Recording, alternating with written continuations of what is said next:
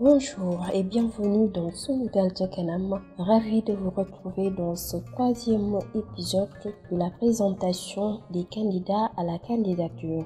Sur ce, nous allons commencer par Monsieur Ada Koundoul, président du mouvement national social et citoyen EPAS Bodès, leader de la coalition intergénérationnelle et candidat à l'élection présidentielle du 25 février 2024 au Sénégal.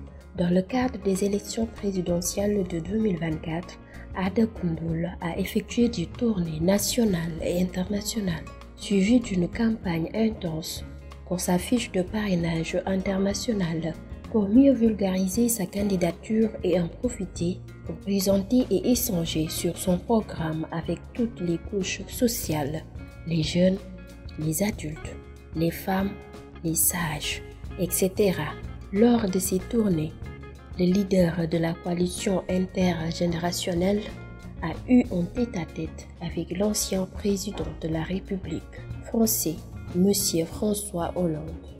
Cette rencontre s'inscrit dans sa poursuite de collaboration gagnant-gagnant entre le Sénégal et les autres pays pour des coopérations solides. Le candidat Adama Koundoul a eu à faire une tournée économique dans les Balkans, Europe centrale et de l'Est. Un périple qu'il a mené en Serbie, Croatie, avant de clôturer par la Bosnie-Herzégovine. Dans une perspective de coopération internationale, le président du mouvement social et citoyen EPAS Bodès a rencontré les autorités administratives, les universitaires, le secteur privé dans ces différents pays. Le candidat de l'espoir et de la coalition intergénérationnelle, M. Ada Koundoul, un acteur de développement hors pair et gagnant, déterminé et toujours à côté de la population. Le leader est aussi membre et signataire de la Charte des forces vives de la nation, le F24. Dans cette dynamique, nous allons poursuivre avec M.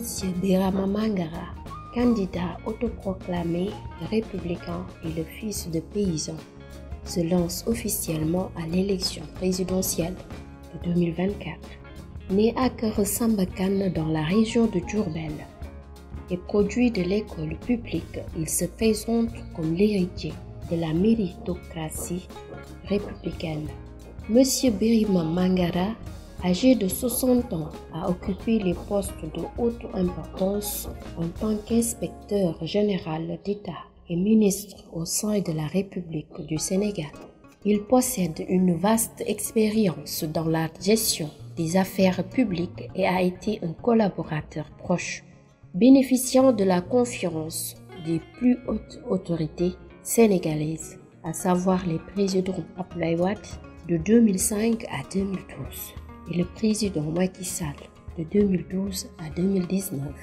En tant que ministre en charge du budget de 2014 à 2019, il a eu la haute conduite de l'élaboration et de la mise en œuvre du budget du Sénégal. Il a contribué aux avancées significatives de la disponibilité des informations budgétaires pour le compte des citoyens et de la société civile. Et aussi, sous ce rapport, aux côtés du ministre de l'Économie, des Finances et du Plan, participer à l'implémentation et à l'opérationnalisation des projets et programmes du plan Sénégal émergent, le PSE. Fort de son long parcours d'engagement pour le service public et le service des populations, il jouit également de la confiance des partenaires internationaux du Sénégal. Il exprime sa volonté de mener des réformes urgentes pour le pays, tout en soulignant que tout ce qui a été accompli jusqu'à présent n'est pas nécessairement mauvais. Monsieur Birima Mangara officialise sa candidature sous la bannière de la coalition Andat Defar Sénégal et du parti UDP Kiraay, Union pour la démocratie et le progrès.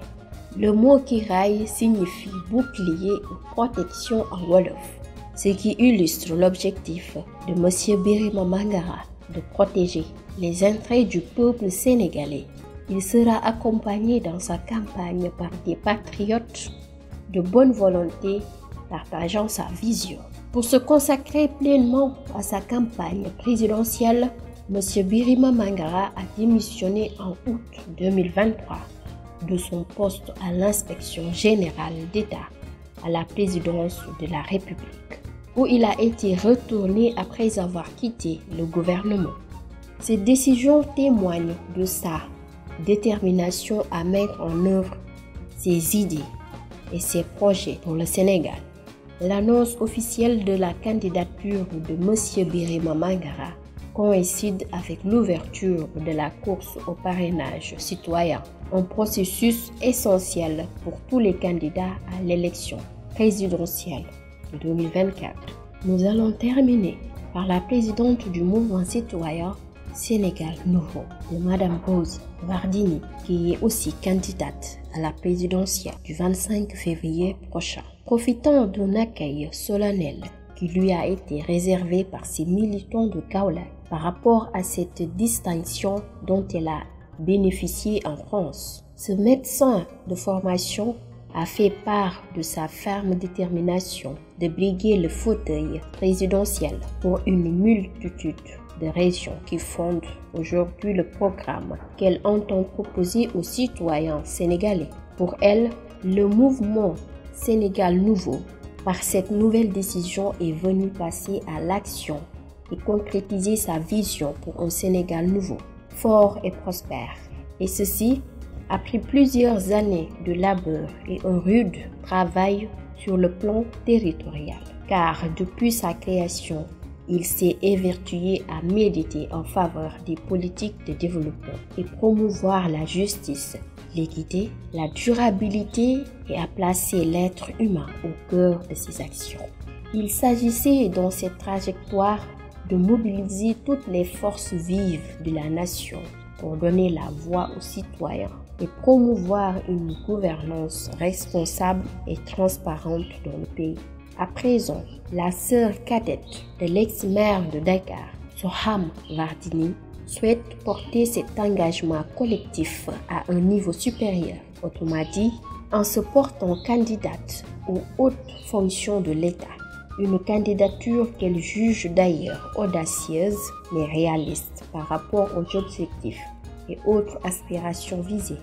Ainsi, dans son programme, Rose Wardini s'est dit favorable à une politique de développement inclusif qui mettra l'accent sur la création d'emplois, une éducation de valeur, un accès favorable des populations aux soins médicaux, la formation, le développement de l'entrepreneuriat et la protection de l'environnement.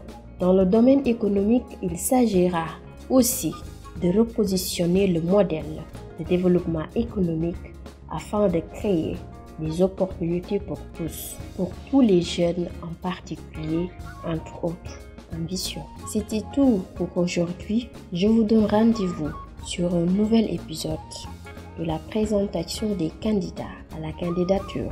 Merci de suivre sur Sunugal Chekanam et d'ici là, prenez bien soin de vous.